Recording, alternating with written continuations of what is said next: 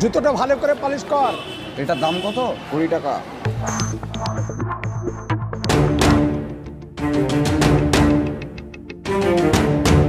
আমি এসে লিছি।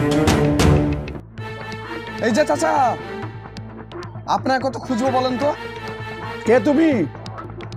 আপনাকে চাকরির জন্য 2 লাখ টাকা দিলাম না। তোমার নামটা কি? আমার নাম মাইনুল শেখ। ও আচ্ছা আচ্ছা, আমার শারীরিক অবস্থা খুব খারাপ ছিল বাপ, আমিও তোমাকে খুব খুঁজেছি।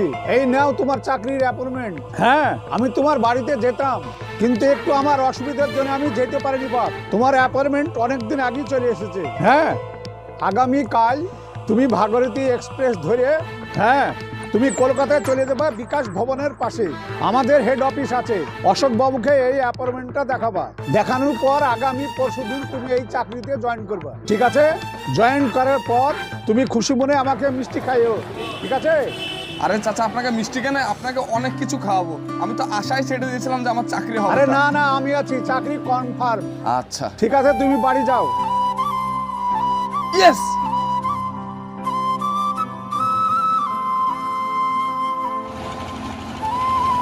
আব্বা, ও আব্বা, কি হলো রে বাপ? তুমি টাকা লাগে আমাকে প্রত্যেকদিন খিচির বিচির করো, আজ তোমার ছেলে চাকরি পেয়ে গেছে। তুই চাকরি পেয়েছিস? আরে হ্যাঁ গো আব্বা, আমার তো বিশ্বাস হচ্ছে না তুই চাকরি পেয়েছিস। এই দেখো জয়েনিং লেটার দেখো। আরে তুই সত্যি তো চাকরি পেয়েছিস রে বাপ। আজকে আমার কি আনন্দ হচ্ছে রে বাপ, আমি তোকে বুঝে বুঝাইতে পারবো না। এতদিন আগে আল্লাহ আমাদের মুখের দিকে তাকাইছে, তোকে আল্লাহ আরো বড় করুক, তুই আরো বড় হো। তো কবে জয়েন দিতে হবে এ কথা বলেনি?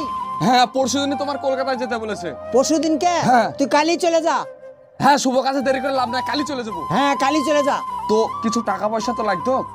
কিছু টাকা বলতে গেলে আমার জীবনের সঞ্চিত অর্থ ওই আলমারির তলা ওই গেলা তুই নিয়ে চলে যা।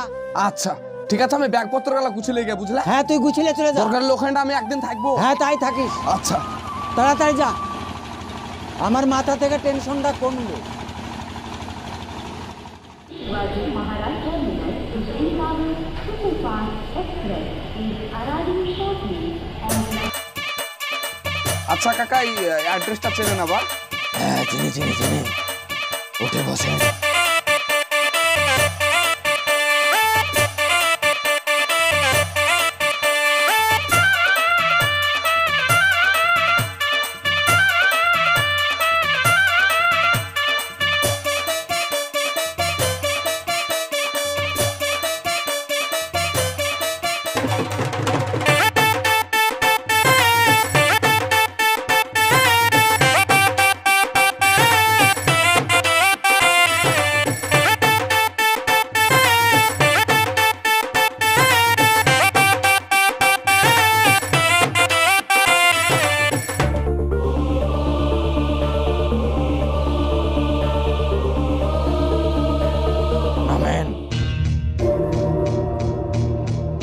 আপনি আমাকে কোথায় নিয়ে এলেন? যেখানকার ঠিকানা আছে সেখানে এসেছি।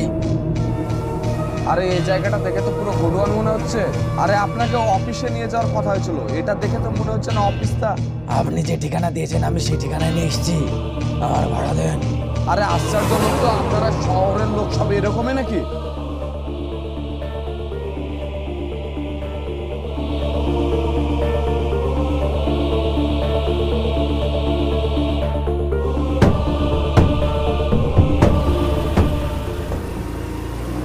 এই যে দাদা, একটু থামেন না। হ্যাঁ বলুন। বলছিলাম এটা কি পিভিএস প্রাইভেট লিমিটেড? আরে মশাই, এটা পিভিএস কোম্পানি ছিল অনেক বছর আগে। ছিল মানে? হ্যাঁ, এখন তো চেঞ্জ হয়ে গেছে।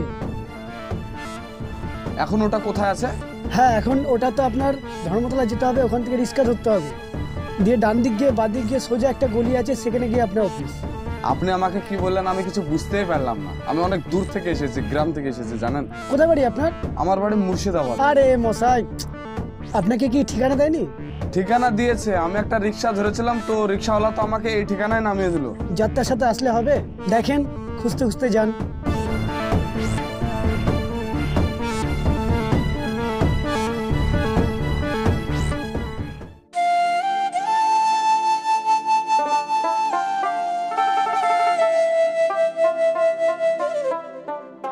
আচ্ছা চাচা, বলছিলাম এটা কি প্রিভিয়াস প্রাইভেট লিমিটেড? কি ভেষ? প্রিভিয়াস কি বেশ শুনেছে আমি বুঝি না। বলছিলাম আজকে আমার চাকরির অ্যাপয়েন্টমেন্ট আছে, তো ওই অফিসটা কোন দিকে একটু বলতে পারবেন? আপনার চাকরির ইন্টারভিউ আছে? হ্যাঁ। এটা চাকরির অফিস না, এটা হচ্ছে পড়াশোনা করা কলেজ। এখানে পড়াশোনা হয়, চাকরি না। আরে কি কথা বলছেন আপনি? আমার হাতে অ্যাপয়েন্টমেন্ট লেটার আছে, আজকে আমার জয়েনিং আছে, আপনি দেখেন বিশ্বাস না হলে। আমি কি দেখবো? আমি মূর্খ মানুষ, আমি কিছু বুঝি? কিছুদিন থেকে আমি দেখছি এইরকম প্যান্ট শার্ট পরিয়ে সবাই এই কলেজে আসছে, এসে আমাকে জিজ্ঞাসা করে ওই কোথায় চাকরি পাবো, কোথায় চাকরি পাবো। তোমার বাড়ি কোথায়? আমি অনেক দূর থেকে এসেছি, আমার বাড়ি মুর্শিদাবাদ। মুর্শিদাবাদ থেকে এসছো এই কলেজে চাকরি লেগে? যাও বেরাও এখান থেকে, বেরাও।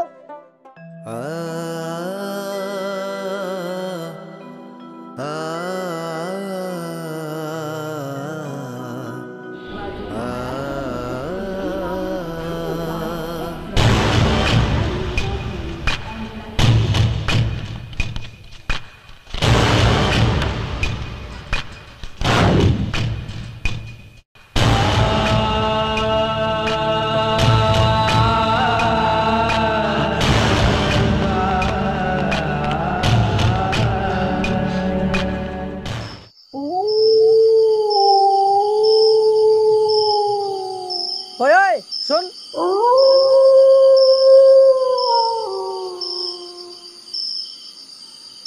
হ্যাঁ বলো। কোথায় যাচ্ছিস? এই তোমার ট্রেন ধরবো, বাড়ি যাব। তোকে তো দেখে শালা এই শহরের মনে হচ্ছে না। কোথায় থাকিস? বাড়ি কোথায়? আমার বাড়ি তোমার মুর্শিদাবাদ।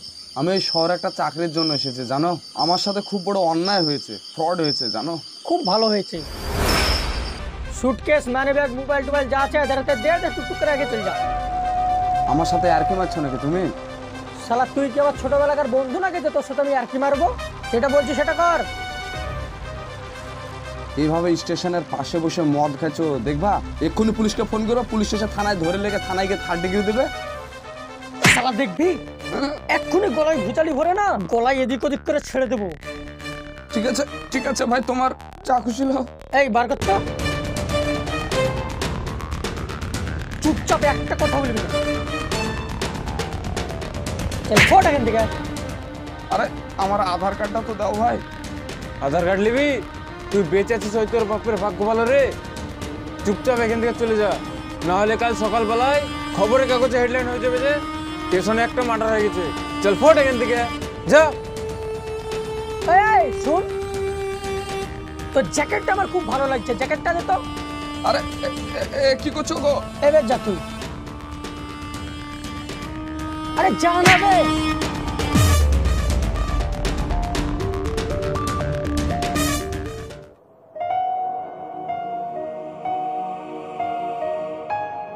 দাদা বলছিলাম আমাকে 2000 টাকা মতো ধার দেন না? ধর, দেখেই তো মনে হচ্ছে চোর, তোকে টাকা দিয়ে টাকা পাবো নাকি?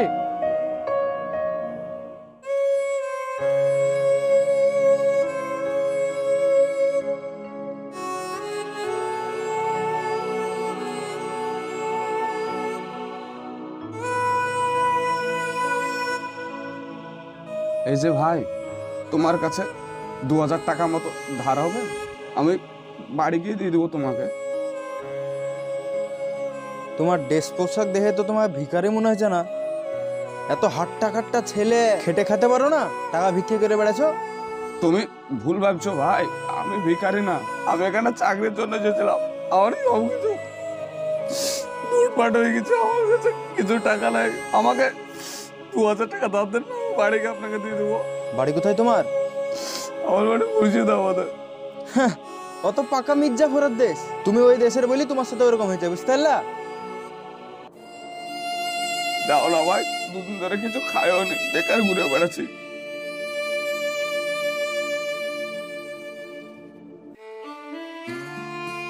এলাও 20 টাকা লাও আর কারোর কাছে দেখো গা।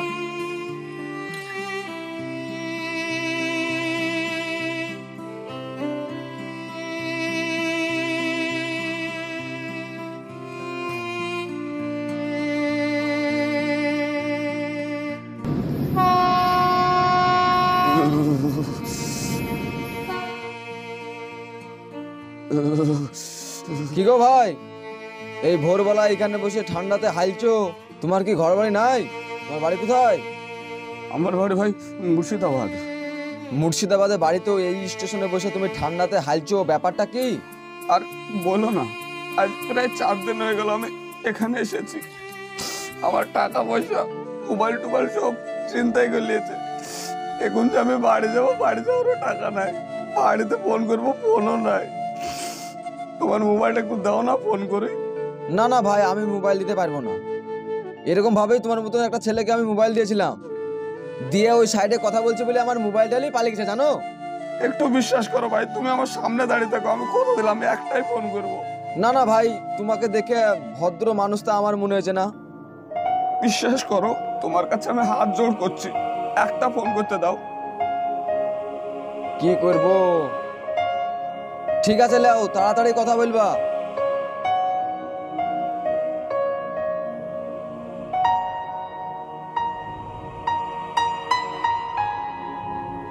হ্যালো আব্বা, কে তুই? মাইনুল, কোথায় আছিস রে বাপ? আমি দেখো স্টেশনে দাঁড়িয়ে আছি। স্টেশনে দাঁড়িয়ে আছিস তো আমাকে ফোন করছিস না? ফোন কি করে করবো বলো? ফোন টোন আমার কাছে কিছু না, সব চুরি হয়ে গেছে। বলছিস কি রে তুই? আমাকে কিছু টাকা পাঠাও না, এখন আমি বাড়ি যেতে পারছি না। নাহলে তুমি আমাকে চালিয়ে যাবে, দেখো আমি স্টেশনে দাঁড়িয়ে আছি। আরে ভাই দাও দাও, মোবাইল দাও, তাড়াতাড়ি। আমার কাছে টাইম হয়ে গেছে, আমাকে কাজে যেতে হবে।